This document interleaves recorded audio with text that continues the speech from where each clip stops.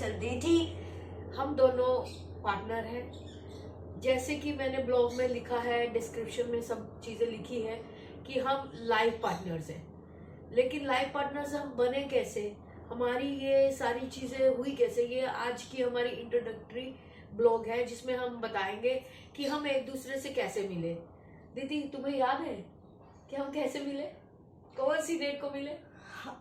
Actually मैं शुरू से बताना चाह रही हूँ, मैं इसको देखी तक भी नहीं, मैं इसको कभी सामने से छुआ तक भी नहीं। 4-5 महीने हम लोगों ने ऐसे ही फ़ोन में बात किया। तो फ़ोन में बात करते करते ऐसा फील हुआ कि हम एक दूसरे के लिए ही बने हुए हैं।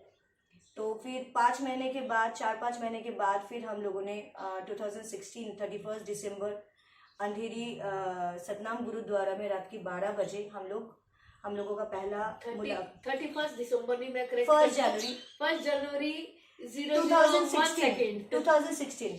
हालांकि मैं 2015 31 दिसंबर मतलब सुबह तक मैं मुंबई पहुंच गई थी। मैं होटल में रुकी हुई थी, ये अपने दीदी के सिस्टर के घर में रुकी हुई थी। लेकिन हम लोगों ने पहले से प्लानिंग किया था कि हम लोग 1 जनवरी 12 बजे मिलेंगे। वाहिगुरु के सामने वाहिगुरु को साक्षी रख के हम लोग मिलेंगे और एक दूसरे के साथ कमिटमेंट करेंगे। तो तब से हम लोग कमिटेड है। इसको बिल्कुल डेट याद है, लेकिन अगर मैं बात करूँ कि हमें एक दूसरे की इंटरेक्शन करने का डेट था, वो था 20 सितंबर 2015। मतलब ऑलमोस्ट हमारी पहली बार बात की थे एसोसिएशन, हमारी एसोसिएशन ऑलमोस्ट कंप्लीट होने को है 8 साल। ठीक है, मतलब 7.5 साल हम एक साथ हैं। बहुत सारी लाइफ में उतार चढ़ाव देखे, वो डिफरेंट कल्चर से, मैं डिफरेंट कल्चर से, मैं पंजाबी हूँ, मैं पंजाबी हिंदू फैमिली से हूँ, बट मैं definitely much I believe in Sikhism. धर्म में सारे मानती हूँ। और दीदी बंगाली है, टिपिकल बंगाली, और मुझे बंगाली कल्चर के बारे में कुछ भी नहीं पता था। लेकिन दीदी के मिलने के बाद डेफिनेटली मुझे थोड़ा थोड़ा पता चला कि हाँ, बंगाली कल्चर में क्या क्या चीज़ें होती हैं। बहुत सारी चीज़ें जो मैंने देखी बंगाली कल्चर में, कि पंजाबी भी खाने पीने के लिए मशहूर है, बंगाली उससे भी ज़्यादा मशहूर है। मुझे लगा था कि थ्रू आउट इंडिया के थ्रू आउट वर्ल्ड पंजाबी खाने का बोलबाला है। लेकिन और पंजाबी लोग फैट होते हैं, वो खाने की वजह से होते हैं, रिच फूड होता है। लेकिन मैंने जब बंगाल में आके देखा, बंगाली लोग, हम तो 1 या 2 सब्जी बनाते हैं, बंगाली लोग 10-10 सब्जियां बना के खाते हैं। तो बंगाली कल्चर एक्चुअली मैं बता रही हूँ, एक्चुअली मुझे नहीं लगता कि 2 स्टेट की हम लोग हैं या 2 स्टेट की कोई भी इंसान हो तो उन लोगों में वेवलेंथ मैच नहीं करता। हम दोनों में काफ़ी सारी चीज़ें हैं, मैच करते हैं। उसका जो पार्टी पसंद है, गेट टुगेदर करना पसंद है लोगों के साथ, म्यूजिक पसंद है, तो मुझे भी वही सेम चीज़ें पसंद है। खाने पीने में भी ऑलमोस्ट हम लोग सेम ही हैं, लेकिन थोड़ा सा डिफरेंशिएट तो होंगी ना। वो पंजाब से पली बड़ी हुई है और मैं बंगाल से। मैं प्योर नॉन वेजिटेरियन हूँ। ठीक है, मछली के बिना मेरा मतलब राइस हजम नहीं होता, खाना हजम नहीं होता। जिंदगी में मैंने मछली खाई नहीं थी। दीदी दास ने मुझे मछली खिलाई, और अभी मुझे बहुत सारी फिश है जो पसंद है। ठीक है, दीदी खुद ही बता देगी कौन कौन सी मुझे फिश पसंद है। वो तो बस अभी प्रॉन्स खाना, चिंगड़ी मच्छर मलाई करी, बंगाली की मतलब बंगाली लोगों की बहुत ही फेमस डिश है जो वो उसको बहुत पसंद करती है। फिर रुई फिश है, फिर बोअल माछ है, बोम्बिल तो वो बिल्कुल भी खाती नहीं है। पर्टिकुलर कुछ फिश वो खाती है। अभी हमने बहुत सारी स्ट्रगल, लाइफ की स्ट्रगल, सोसाइटी की स्ट्रगल करने के बाद हमने अपना एक फ्लैट बनाया है। लेकिन उससे पहले मैं एक इमोशनल स्टोरी जरूर आपके साथ शेयर करना चाहूंगी। वो ये कि जब मैं दीदी से मेरी इंटरेक्शन हुई तो मुझे पहले ये लगा था कि शी इज अनमैरिड। तो मैं अनमैरिड थी। मैं एक डेफिनेटली मेरा ब्रेकअप हुआ था। ब्रेकअप के बाद डेफिनेटली एक इंसान चाहता है कि कोई इमोशनल पार्टनर मिले, तो मुझे दीदी इमोशनल पार्टनर मिली। तो मेरी इसके साथ बहुत मतलब 10 या 15 दिन के अंदर अंदर ही इसके साथ इमोशनल अटैचमेंट होगी। कुछ चीजें मैं हाइड कर रही थी, कुछ चीजें दीदी हाइड कर रही थी, क्योंकि एकदम एक स्ट्रेंजर के साथ हम खुल के बात नहीं कर सकते। दीदी को भी मेरे साथ अटैचमेंट हो चुकी थी, मुझे भी हो चुकी थी। तो दीदी ने अपना एक सच रिवील किया। सच ये था कि दीदी मैरिड थी, डिवोर्सी थी, और दीदी के 3 बच्चे थे। 3 बच्चे हैं, उस टाइम की बात कह रही हूँ कि 3 बच्चे हैं। और 3 बच्चे में बड़ा बेटा है और 2 ट्विंस बेटियां हैं। तो एकदम तो मुझे थोड़ा शौक लगा था, लेकिन जब मैंने इससे प्यार कर लिया तो मैंने ये सोचा कि वो इसका पास था। अगर वो मुझे आज के टाइम में प्रेजेंट में वो अपनाना चाहती है और मैं भी प्रेजेंट में अपनाना चाहती हूँ, तो मुझे उसकी हर चीज को अपनाना पड़ेगा, ठीक है। अच्छा, और ये भी मैंने तो बोलना चाहिए, प्रपोजल किसकी तरफ से आया हुआ था? हाँ, प्रपोजल डेफिनेटली मेरी तरफ से था, क्योंकि आप लोग सुन के हैरान होंगे। इतनी सुंदर लड़की को कोई छोड़ेगा? नहीं, वो सुंदरता की बात ही नहीं है। पहली बात तो हम दोनों एक दूसरे को कभी मतलब सामने से देखा भी नहीं। तो एक स्ट्रेंजर के पास से मुझे पहला मैसेज मिला कि I can be your soulmate. Yes. तो मुझे बहुत हैरान फील हुआ था उस टाइम पे कि कैसे एक स्ट्रेंजर मुझे ऐसा मैसेज कर सकता है, she doesn't know me also. तो उसके बाद फिर मैंने सोचा चलो एक बार बात किया जाए। फिर हमने बात किया। तो मैं एक्चुअली रिलेशनशिप में बिल्कुल भी नहीं आना चाहती थी, और मुझे वैसा लगा भी नहीं था कि शालू मेरे साथ मतलब अचानक से प्यार मोहब्बत रिलेशनशिप, ये तो मेरे लिए तब के टाइम पे दूर की बात है। मैं भी ब्रेकअप करके जस्ट मैं मूव ऑन करने की कोशिश कर रही थी। तो शालू ने कन्विंस की, प्रपोज किया। तो एनीवेज फिर मुझे भी लगा कि कहीं ना कहीं पे हम लोग भगवान ने हम लोगों को एक किया है। उसको भी पार्टनर की ज़रूरत थी, मुझे भी, तो बस मिल गए। अभी क्या है, मैं थोड़ा सा और चीज़ें बताना चाहूँगी। हमारे जो ये 7, 7.5, 8 साल की मतलब जर्नी है जो, तो हमने काफ़ी ऑब्स्टिकल्स फेस किया है डेफिनेटली, सोसाइटी की तरफ से, इवन हमारे फैमिली की तरफ से। लेकिन अभी के टाइम पे मेरे फैमिली के सारे मेंबर्स इसको एक्सेप्ट कर लिया। मेरे बच्चे जिसको मॉम कहते हैं, और मेरी मम्मी ने इसको दूसरी बेटी समझती है। और बाकी रहा सोसाइटी की, काफ़ी सोसाइटी से हम लोगों को काफ़ी तकलीफ़ें मिले हैं कि इकट्ठा रहने के लिए 2 औरत एक साथ रह रही है, तो हमें अलग करने की भी काफ़ी कोशिशें लोगों ने किया है। लेकिन भगवान वाहिगुरु की कृपा से, भगवान की दुआ से मतलब हम लोग अभी भी इकट्ठा है, क्योंकि हमारा प्यार और जो हम लोगों का कमिटमेंट है बहुत स्ट्रांग है, बहुत ही ज़्यादा स्ट्रांग है। इसीलिए ये सोशल डिस्क्रिमिनेशन जो 2 औरत एक साथ रहने के लिए जो लोगों को फेस करना पड़ता है, मुझे सिर्फ एक चीज़ हमारी कम्युनिटी की लोगों को कहना है कि कभी मतलब डोंट लुक बैक। आपको आगे जाना है, बस आपकी विल पावर को स्ट्रांग रखो और आगे चलो। सोसाइटी क्या कह रहे हैं या फैमिली मेंबर्स क्या कह रहे हैं, उनको समझाने की जिम्मेदारी हम लोगों की जरूर है। लेकिन जो लोग समझ नहीं रहे तो उनको थोड़ा सा स्पेस दे दो और आगे चले जाओ। और सोसाइटी अभी समझ चुके हैं कि हम लोगों को अलग करना डिफिकल्ट है, क्योंकि हमारा प्यार इतना मजबूत है। अच्छा, मैं एक और चीज बताना चाह रही थी कि हम कम आउट कैसे हुए। मतलब अगर मैं आज अपनी एज की बात बताऊं कि I am around 40, she is absolutely like she is 2 or 3 year younger than me. तो हम एक ऑलमोस्ट सेम एज में है, हमें कोई ज्यादा एज डिफरेंस नहीं है, बट हाँ दिखने में ये बहुत छोटी लगती है क्योंकि इसने बहुत ज्यादा मेंटेन किया हुआ है। नहीं, चलो, आई नहीं, am happy my partner is so beautiful, it is I love her, I love her. Thank you. अच्छा, सबसे पहले मैं आपको बताना चाहूंगी कि कितना डिफिकल्टी मुझे बचपन में आई। एक्चुअली अगर मैं बात करूं, मैं पंजाबी फैमिली से थी और मुझे इन चीज़ों का कुछ पता नहीं था। जैसे ग्रोथ हो रही थी तो मुझे डेफिनेटली बायोलॉजिकल ग्रोथ हो रही थी। इंसान को ये पता ही नहीं होता कि वो किसको चाह रहा है, किसको नहीं चाह रहा। मेरी 15 साल की एज थी और 15 साल की एज में मैं और मेरे पापा और मेरी बड़ी सिस्टर, हम किसी दूसरी जगह पे जहाँ पे मेरी मासी जी का घर था, वहाँ पे शादी पे गए थे कहीं पे।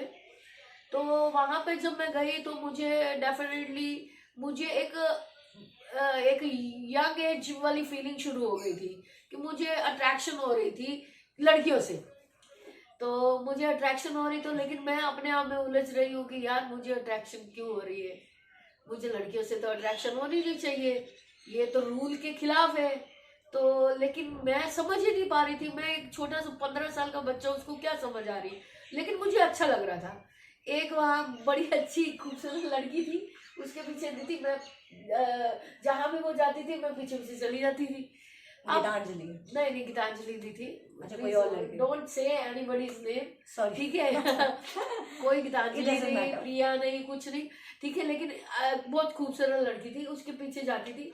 अच्छा, मैं रात को आई, मैं अकेले ऐसे बैठी हुई सो रही हूँ, लेकिन अंदर रोए जा रही हूँ कि ये क्या है, मैं शायद पागल इंसान हूँ, शायद मैं अबनॉर्मल हूँ, या मेरे को कोई बीमारी है, ठीक है। मैं ऐसे समझ रही थी, मैं रो रही थी। मेरी मासी जी आए, वो बोले रो क्यों रही है, वो उन्होंने मुझे हक किया, कहते तू रो क्यों रही है, तेरे साथ किसी ने कुछ किया तो नहीं, किसी अंकल ने हाथ तो नहीं लगाया, किसी लड़के ने हाथ तो नहीं लगाया। मैंने कहा नहीं नहीं, ऐसी कोई बात नहीं है, मेरे साथ ऐसा कुछ नहीं हुआ, पर मेरे अंदर कुछ अलग सी फीलिंग आ रही है। तो वो कहते क्या फीलिंग आ रही है बेटा? नहीं, जवान हो रहे हो फीलिंग आती है। मेरी मासी ऐसे बोल रही, जवान हो रहे हो फीलिंग आ रही है। मैंने कहा नहीं, मुझे फीलिंग लड़के के लिए आनी चाहिए, लेकिन मुझे फीलिंग लड़की के लिए आ रही है। इतनी सी बात कहने की देरी थी। वो रात गई, लेकिन बात नहीं गई। मेरे पूरे खानदान में, खानदान मासी मामे चाचे सभी में पता चल गया कि मैं लड़कियों को पसंद करती हूँ। अब मेरे लिए तो एक हवा हो गया, मेरे लिए बहुत हवा हो गया। मैं तो शर्म से, मतलब मैं, मम्मी पूछे ऐसा क्या है तेरे अंदर, क्या हो रहा है? अच्छा, पापा पूछे क्या बेटा, कुछ नहीं होता, ये यंग एज है, ये ऐसे ऐसे कंसोल कर रहे हैं। तो मम्मी ने पापा को बोला नहीं, डॉक्टर के पास लेके जाना चाहिए, इसको कुछ प्रॉब्लम है। पापा कहते नहीं नहीं छोड़, है ये यंग एज की बात है, ठीक हो जाएगा। पापा लेके गए फिर भी मम्मी के कहने पे। तो डॉक्टर ने बोला कि ये कोई बीमारी नहीं है, ये नेचुरल चीज है। तो ये इंडिया में अभी आज के टाइम पे ओपन हो रहा है। मैं 20 साल पहले की बात कर रही हूँ, ओपन हो रहा है। तो अगर अमेरिका की बात करें तो 50 साल पहले ओपन हो चुका है। तो डॉक्टर लोग अपडेटेड थे। तो पापा को तो थोड़ा समझाया कि बच्ची को प्रेशराइज मत करना, उसको पढ़ने दो, उसको करियर बनाने दो, उसको जैसे जीना है उसको जीने दो, उसको प्रेशराइज मत करना। मेरे पापा पढ़े लिखे, अभी पढ़े लिखे। अब मैं मेरी बात कहना चाहूंगी, तो उन्होंने मुझे कभी प्रेशराइज नहीं किया। तो लाइफ मैंने पूरी तरह एंजॉय की है। और ट्रैवल करते करते ये मेरी फाइनल लाइफ पार्टनर मुझे मिली है, जिसके साथ मैं पिछले 7 साल से रह रही हूँ। और through out life I will live with her. This is my commitment. अच्छा, मेरी स्टोरी थोड़ा सा डिफरेंट है। बचपन से मैं मम्मी पापा की एक लौती अकेली लड़की, मतलब बेटी हूँ। एक्चुअली क्या है कि बचपन से मैं बहुत ज़्यादा स्टूडियस, मतलब पढ़ाई में बहुत ज़्यादा आगे थी। मतलब मेरे दोस्त बहुत ही कम थे, किसी के साथ मैं दिल की बातें शेयर करूँ ऐसा कोई नहीं था। तो मम्मी भी चली जाती थी स्टेनो सीखने के लिए, स्टेनोग्राफी। बाबा बिजनेस में बिजी थे। तो मेरे वैसे दिल से किसी के साथ कुछ बात करना या दोस्त ऐसा कोई नहीं था। तो धीरे धीरे मैं बड़ी हुई हूँ, तभी भी मुझे नहीं पता चला कि मेरा ओरिएंटेशन क्या है, मैं किसको पसंद करती हूँ। मैं ओरिएंटेशन भी नहीं बोलूँगी, मतलब मेरा अंदर का जो मतलब फीलिंग है वो किसके तरफ ज़्यादा अट्रैक्ट करते हैं। और ये सब चीज़ों के बारे में मैं किसी के साथ कभी डिस्कस नहीं किया। तो अचानक से क्या हुआ कि मैं कॉलेज गई हूँ, तो तभी एक लड़की मुझे मिली थी। तो वो लड़की से मुझे फील हुई कि मुझे लड़के लोगों की तरफ से भी काफ़ी प्रपोजल्स आते थे उस टाइम पे। तब मेरा टीन एज था। तो मुझे ना लड़के लोगों से ज़्यादा लड़कियों पे अट्रैक्शन ज़्यादा होना शुरू हुआ था। तो मैं ये चीज़ें कभी किसी को डिस्क्लोज नहीं किया था, मुझे लगा था ये अब नॉर्मल है। मेरी दादी माँ हमेशा मुझे कहते थे कि तेरे लिए राजकुमार आएगा और तुझे लेके जाएगा। तो मुझे ऐसा ही लगा बचपन से कि मैं लड़कियों के पैदा हुई हूँ, तो मेरे साथ कोई लड़का ही आएगा जो मुझे शादी करके लेके जाएगा। ये कंसेप्ट, ये चीज़ें मेरे अंदर में बैठ गया था। ये चीज़ किसी लड़की को पसंद करना ये, लेकिन जिस लड़की के लिए मेरे मन में क्रश होना शुरू हुआ था, वो लड़की ने मुझे मतलब मेरे अंदर में वो फीलिंग लाया था कि एक लड़की भी एक लड़की से प्यार कर सकती है। लेकिन तभी भी मुझे नहीं पता था कि मेरे अंदर से मैं क्या चाहती हूँ, क्योंकि मैं ऊपर की एक बोलते हैं ना, एक ओढ़ा से मैं अटक गई थी कि लड़कियों के पैदा हुई हूँ, लड़का ही चाहिए। तो उस मतलब मेरी उस बेस्ट फ्रेंड को मैं बताती थी कि नहीं नहीं, ये इट्स नॉट पॉसिबल, तेरे साथ कैसे होगा, मुझे बच्चा चाहिए, ये समथिंग लाइक दैट। लेकिन एक्चुअली मेरे अंदर की फीलिंग्स को मैं उसके साथ ही फील किया, जो मैंने कभी किसी लड़के के साथ नहीं किया। जबरदस्ती मेरी शादी हुआ, बहुत ही कम एज 19+ में मेरा शादी होगी। बहुत जल्दी मेरा बेटा हो गया, उसके 2-2.5 साल के बाद मेरी ट्विंस फीमेल डॉटर हो गया। तो I am grateful to God कि मैंने I have got my 3 kids. I never regret for that. But उसके बाद मुझे ऐसा लगा कि मेरी ज़िंदगी बिल्कुल एक दायरे पे बंद हो गया। मेरी ज़िंदगी में सिर्फ बच्चा और मेरे फैमिली के अलावा मेरा और कोई ज़िंदगी नहीं है। लेकिन उसके बाद मेरा जाना लिखा था मुंबई जाने के बाद मुझे फील हुआ कि नहीं, मुझे भी मेरी ज़िंदगी जीने की बिल्कुल आज़ादी है। I can live my life जैसे बाकी औरत लोग जीते हैं। तो फिर मेरा तब के टाइम पे मेरा एक मतलब जिसके साथ मेरा रिलेशनशिप हुआ था, उसने मुझे फील कराया कि दीदी क्यों, तेरे 3 बच्चे हैं, तेरी भी जिंदगी है। तो मेरा उसके साथ 5 साल का रिलेशनशिप था। उसके बाद कोई छोटा मोटा मिसअंडरस्टैंडिंग हुआ, तो फिर मैंने सोचा कि नहीं, मैं वापस आ जाती हूँ कोलकाता। कोलकाता आने के बाद फिर फाइनली मुझे शालू मिल गई, और मुझे लगा कि मेरी ज़िंदगी में यही पे फुल स्टॉप है। अच्छा, दिस इज द थिंग। हाँ, ये तो होगी हमारी दोनों की स्टोरी अलग अलग, लेकिन अभी जो हमारी शुरुआत हो चुकी हो आप लोग सभी देखोगे, क्योंकि अभी हम एक परिवार हैं। मैं, दीदी और हमारे 3 बच्चे, मेरे मम्मी पापा। और मम्मी पापा। हाँ, मम्मी पापा कभी कभी आते हैं, लेकिन हमारा परिवार है 3 बच्चे और हम दोनों। लेकिन इम्पोर्टेंट ये है कि हम, ये ब्लॉग सिर्फ हमारा नहीं होगा, ये हमारे 3 बच्चों के साथ हमारा पूरा परिवार का ब्लॉग होगा, जिसमें हम डेली रूटीन या कुछ अच्छी हैपनिंग हो रही, किसी का बर्थडे हो रहा है या हम कहीं घूमने जा रहे हैं, इस ब्लॉग में पर्टिकुलर हम कोई किसी एक सब्जेक्ट को नहीं ले रहे हैं। ये हमारा कुछ भी हो सकता है, कोई भी सब्जेक्ट हो सकता है। हम घर पे कुछ अच्छा खाना बना रहे हैं तो हम बता सकते हैं, और अगर हम कहीं घूमने जा रहे हैं तो बता सकते हैं। हम इतने मजे करते हैं, हम हाँ। लोगों का दिन कैसे गुजर और जाते हैं। हाँ। मतलब आप फील करोगे कि ये लोग, मतलब हम लोगों का हर दिन पार्टी है। मतलब सबसे हम बड़ी, काम भी करते हैं हाँ। मस्ती की तरह। हम लोग कभी मतलब लाइफ में सीरियस होना पसंद नहीं करते। हम लोग इकट्ठा रहना पसंद करते हैं। बच्चों के साथ भी हम लोग पार्टी करते हैं, डांस करते हैं। तो आई थिंक आप लोग बहुत ही एंजॉय करोगे। और सबसे बड़ी बात क्या है कि बच्चे, जब मैं मिली थी बहुत छोटे थे, मतलब छोटे 9 साल के। 9-10 साल के, 12 साल के थे।